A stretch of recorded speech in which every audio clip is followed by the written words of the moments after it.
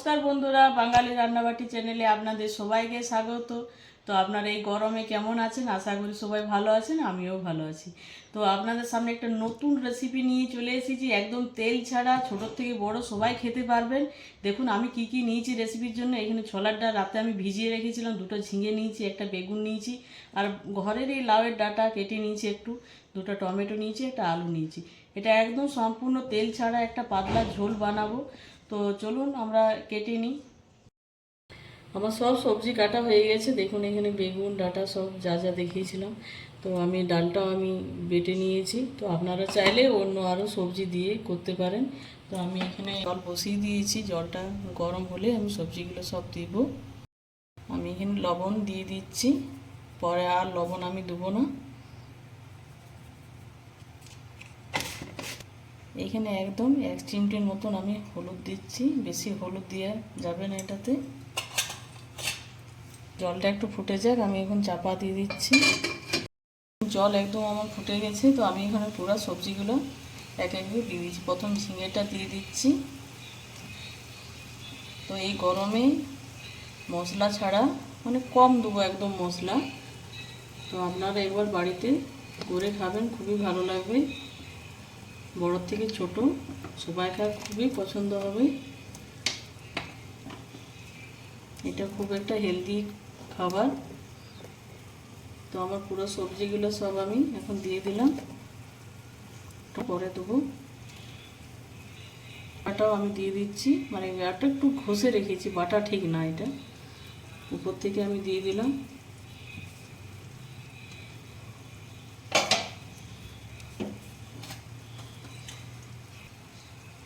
একদম পরিমাণে কম, একটুখানি আমি একটু জিরের গুঁড়ো দিয়ে দিচ্ছি।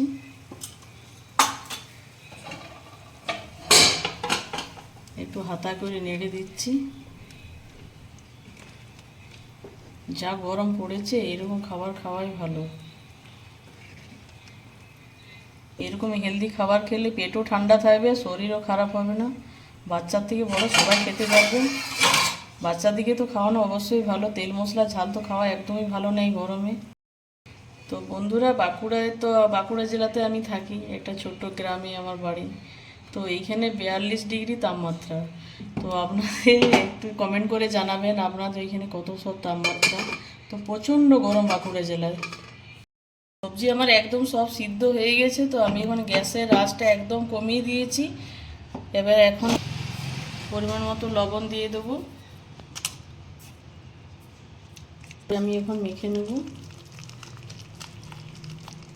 এই রান্নাটা আমার মা আমাকে করে খাইয়েছিল, আমার খুব ভালো লেগেছিল, তাই আমি ভাবলাম আজকে একটু বানিয়ে খাই। দেখুন গ্যাসের আঁচ আমি একদম কমিয়ে দিয়েছি। এই অবস্থাতে আমি এখন বড়াগুলো দিয়ে দিচ্ছি।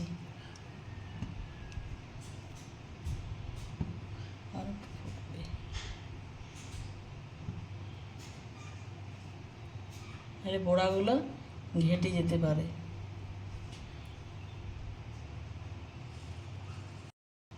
আঁচটা একদম বাড়িয়ে রাখবেন না, নাহলে বড়াগুলো একদম ঘেটে যেতে পারে। দেখুন আমি একদম গ্যাস কমিয়ে বড়াগুলো দিচ্ছি। দেখুন কি সুন্দর বড়াগুলো হয়েছে।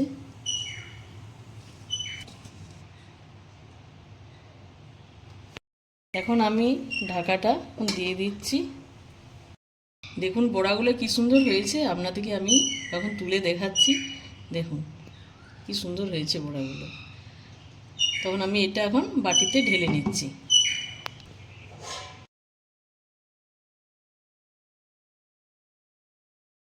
এখন আমি একদম কম পরিমাণে সরষের তেল দিয়ে দিচ্ছি। আমি এখন জিরে দিয়ে দিলাম,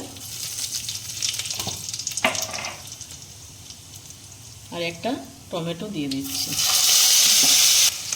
এখন আমি 4টে কাঁচা লঙ্কা চিড়ে ফোড়নে দিয়ে দিচ্ছি।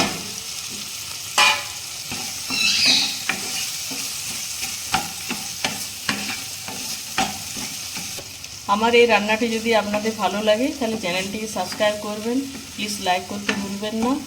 পাশে থাকার জন্য অনুরোধ রইল। তো এখন আমি এটা সবজিটা ঢেলে দিচ্ছি।